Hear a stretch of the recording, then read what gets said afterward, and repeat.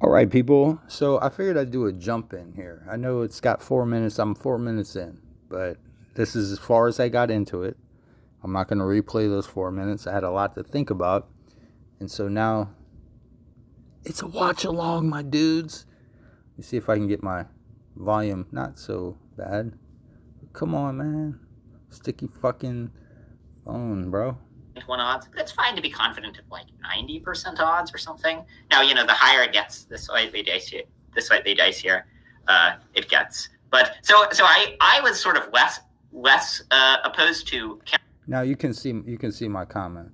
So the guy on the left is actually the channel I'm subscribed to. He goes by Majesty of Reason. He's a PhD candidate, as far as I know, in comparative religion / theology / philosophy. No, I don't know. Let's just say he's a smart guy. The guy on the right, I don't know this guy from an elbow in a fucking macaroni box. You understand what I'm saying? Initial statement, like I disagree with it, but I didn't think there was anything that unreasonable about it. But what I found wrong with this video, as we'll see, is the reasoning behind it. I found to be quite dubious. Now, one thing I'm going to say here is, and I hate to do this because this is almost like a flex, but it's like when you see a brother like the guy Joe, right? Majesty of Reason. When you look at a bookshelf and it's got like top shelf, pretty much nothing on it except a coffee mug and some alarm clocks. And then second shelf looks like he's got books propped up. I don't know if those are the ones he wrote or whatever. And then third shelf I can't see because his shoulders is blocking it. But come on, man. That ain't your library, is it, bro? Because this is a smart guy, actually. Yeah, I mean, I kind of put on screen something that Nathan from Digital Gnosis said, where he disentangles taking something to be silly and having a very, very low credence. I won't go too long with this. And I think that's an interesting point because... so I'm going to go as long as I want. Yeah, I mean, I have a very, very low credence in certain controversial philosophical positions. But... So basically the argument here is, can you call atheism silly as a worldview? I don't really think you can. And I think they're going to basically argue that you can't. But they're commenting on a video by some Christian guy that's like, well, atheism is silly. Okay.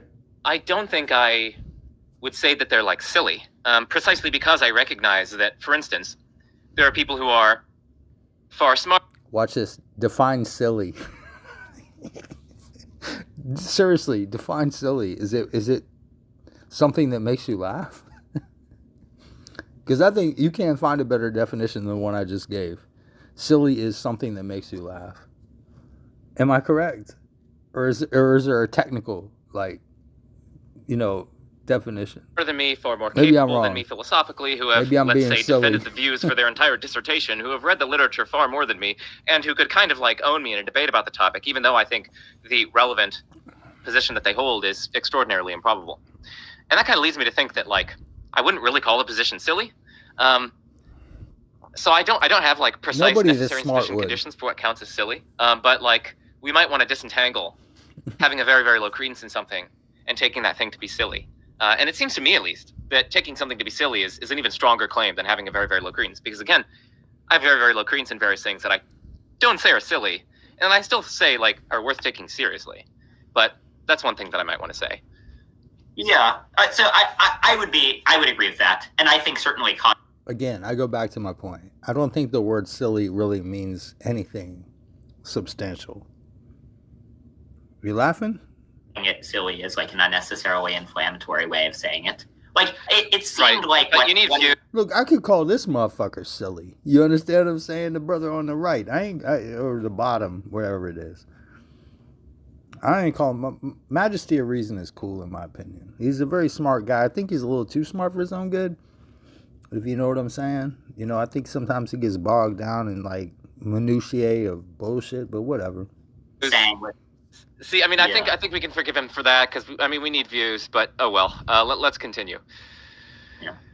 sound congested, just bear with me. All right, so here's what makes this video unique, okay? I'm not just going to talk at you about philosophy. I want to bring math to the table. So using probability theory and some awesome, amazing new software that I built over Christmas. Yes, I code on my holidays. I'll visually demonstrate why atheism is non-serious. And don't worry, you don't need a PhD in math to follow. Well, he'll demonstrate it conditional on his grotesquely controversial first order assessments about the strength of the evidence for theism and against atheism, which like most of the relevant experts disagree about. But that's one thing that I wanted to add there. I don't think that the relevant, I mean, as we'll see as we get into the video, he's going to be having some unique Bayes factors for certain bits of evidence, where he's going to say certain bits of evidence are like way more likely on one theory. Bayesian logic is basically probability logic. So it's like, and then you start multiplying numbers and shit. So you're like, let's say there's a 95% chance that there's a 95% probability that X. So what you have to do is you have to multiply 0.95 by 0.95. And you get exactly what you think. You get less than both of those. Than another theory. I'll let you plug it into your calculator. If you think this is true for each of the bits of evidence, you don't really need the fancy Bayes calculator that visually represents it in order to see that, if you take there to be three different Bayesian calculations can get somewhat severe when it comes to like what numbers you're First of all, you have to evaluate every probability, which in and of itself is problematic. But let's say you assign the proper probability to each of those, variables or factors or whatever we want to fucking call them. You're still going to have to do all the fucking math right.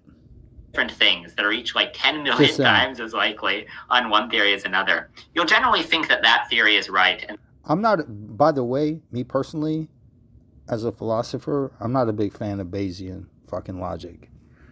A lot of, some of these nouveau Christians are trying to use it in some kind of weird way, but nah, I'm not really a fan of it because, if we look at something called counterfactuals within logic, there is a whole, dispute about how we're to resolve counterfactuals. And I find that a much more fun topic than Bayesian analysis because I think, at least in the sense of counterfactuals, you can have some fun with it. You're basically, envisioning alternate histories. With counterfactual Bayesian analysis, you're just basically circle jerking yourself about what percentage is it possible that God cares? I don't think there is a percentage. I think that's a malformed question, but whatever. The other theory is wrong. This is the sort of thing that you don't need a bar chart in order to conclude. Right. Yeah. So the broader point here is hey. By the way, one, if not both of these guys are gay. I'm pretty sure you can tell which one is definitely gay. The other one might be gay, although I don't think he is, but it's okay. Don't worry. There's nothing wrong with being gay. Being gay is cool, especially when you got glasses on. Oh, wait. They both have glasses on. If you agree with me that theism predicts these things many, many, many millions of times more than atheism, well, then you'll assign a super duper low credence to atheism, which is okay. But anyway, let's. Hey, you ever pulled that joke on somebody where you tell them, man, look, bro, you inside, man. Take that jacket off, man. Stay a while. Get back. Right. There's much. I think it's misleading to call it a visual demonstration. Hold on. I got to do it. Back of the bus. I got to do it. This nigga he's in an enclosed space. He's in a room and he's wearing an outdoor coat. What you calling your dog or something? What you out there doing? You fetching with the motherfucker? What you doing? You throwing sticks in the motherfucker? Really, the visual bit is just the might as well put this the nigga. Thing that is Hold on. I know I'm trying to be serious because this is supposed to be a serious conversation. This is going nowhere. You might as well put a fucking hunting cap on that motherfucker, give him a monocle and give him a dog and call him Sherlock. Whatever, dude. Controversial isn't anything that goes into the thing that's being represented visually. The thing that's controversial is just the substantive philosophical claims that you're making. Right, so here's a visual demonstration. So imagine, some Thomist comes along and says, I have a visual demonstration. A Thomist is a philosopher that follows the teachings of St. Thomas Aquinas within the traditions of the medieval Roman Catholic Church. He's generally regarded to be their highest theologian. Of theism. Okay. First of all, theism is rendered certain by the de ente argument. Oh, and then here's this little bar chart that demonstrates this little, this chart that shows my credences between theism and atheism. Oh, look, it's all occupied by theism. It'd be a bit misleading to call it a visual demonstration, though a controversial bit is not like the part going into the visual demonstration. It's the substantive philosophical claims that they're making as part of it. Right, and if people are interested in that argument in particular, they could check out my book. And I think it's, like section 7.3.8. Did I fucking say this dude was selling books the way he has them lined up on his fucking... I don't have nothing, like, faced out on my bookshelf. And I got a lot more books than that shit. For every book you got faced out, that's 4, 5, 6 maybe that you could have plugged in, like in a proper library, my dude. You out there, you in a fucking studio plugging books, man. That's what you doing. Ain't nothing wrong with that. You a smart dude. Sell some books. Or something like that on that argument. So people can check that out if they're interested. If you can't afford it, email me. And I can help. I have little wizard powers that I can... He can help. Okay. That's, hey, Dan Linford's here. He's at ARbook.com. Yes. Okay, let's get back. I'm now accidentally sharing things. Okay. Sorry, I'm very incompetent at being a host for live things. But let's go back to the video and our pal, Cameron. He's a quirky dude. I don't think he's gay, though. The other dude is definitely gay. Not that there's anything wrong with that. Follow along with this video. The software is going to make it super easy to follow, and I promise it's actually going to blow your mind. Like, this video has the potential to skyrocket your level of credence in the existence of God. Before we dive into the good stuff of this video, let me just quickly recap the main point of my last video, because some folks unsurprisingly misunderstood what my point was. Here's what I said. Okay, even if we grant atheism's so-called best argument, the problem of evil, it still does not prove atheism is true. At best, it might challenge the idea that the creator is all-powerful or morally perfect, but it doesn't establish that the creator doesn't exist. Now, let me clear up another big misconception. When I say I no longer take atheism seriously, what I mean is that I no longer take it as a serious contender to theism. Some people think that the problem of evil makes atheism more likely than theism, or that it's some kind of like theism destroying the trump card. Let me be blunt. That is obviously false. The existence of evil doesn't magically make atheism the most reasonable explanation of reality. So in this video, I'm going to show you step by step why that's the case. I mean, one thing I want to say here is, like, maybe there are certain... Oh, maybe have we lost Matthew? That would not be good. We might have lost Matthew. That might be now good. It's just me here to... Yeah, there you go, bro. Should I start dancing? Oh, we did lose Matthew. I should start dancing. Should I take off my shirt and start stripping? No, I don't tell think me so. Tell me in the comment section if I should do that. Not till Matthew gets back. He's the guy that would begin to it. Okay, so I guess while we wait for Matthew... Oh, Matthew's back. Okay. He wanted that pole dance, Matthew, bro. you've returned. I was telling them that I was going to start taking off my shirt and like strip dancing, but well, he needs to take his coat off. I think you're frozen again. Yeah. But damn, you've canceled those plans. He looked like he's sweating in the motherfucker, man. You indoors, motherfucker. Take that coat off, nigga. You look like he lost track. Are you back? He lost track. Sorry, folks. That nigga lost track. Yeah, sorry for the technical errors. I think I'm back now. Okay. Technical error. That was a dental error. Sorry, maybe audience. You know what I'm saying? That was a dental error. But I guess I wanted to say one thing here about Cameron's video, which is, I don't know, it seems to me that he may very well be sort of... God damn, will one of you fuckers get to the point? Shifting the goalposts with respect to his argument. In other words, just kind of like changing his argument from the original video to this video. Well, here's what I think. And you can take this for a bag of wheat and sell it at the store for 5 cents, motherfucker. I don't give a shit. When people start talking about God or theism, this, that, and the third, I don't think they understand the concepts they're using. I think their concepts are flawed.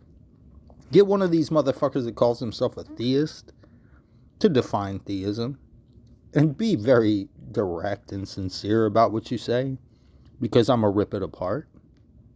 And if you want to talk about the word God, make sure you're using that in some kind of proper context.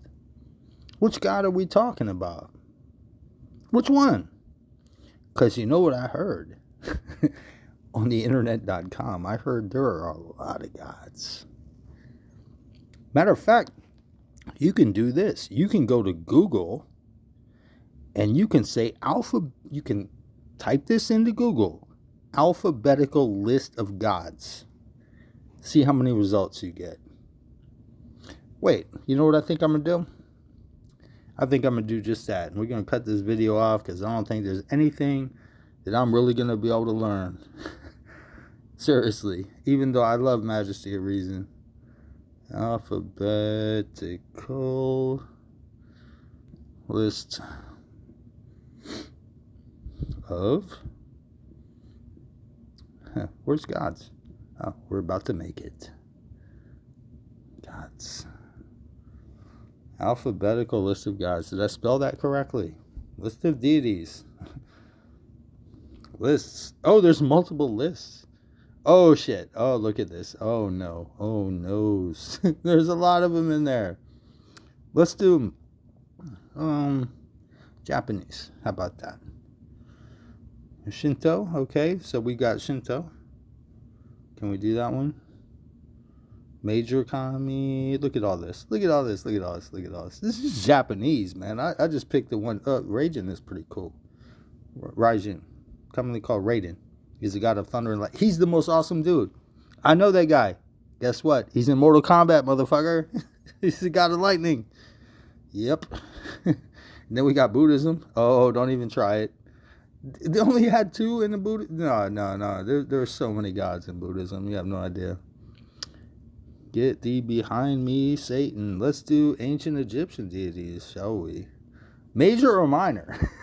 Take your pick. Let's do major first. They got them. They gender in this shit. They got them like, look, male. And then we're gonna have to go down here. Oh, it's a long ways away. Newt, the sky goddess. No, it's a female. It's got to be Mot. Yeah, that's female. Oh, there we go. Female. Okay, so we got male, female.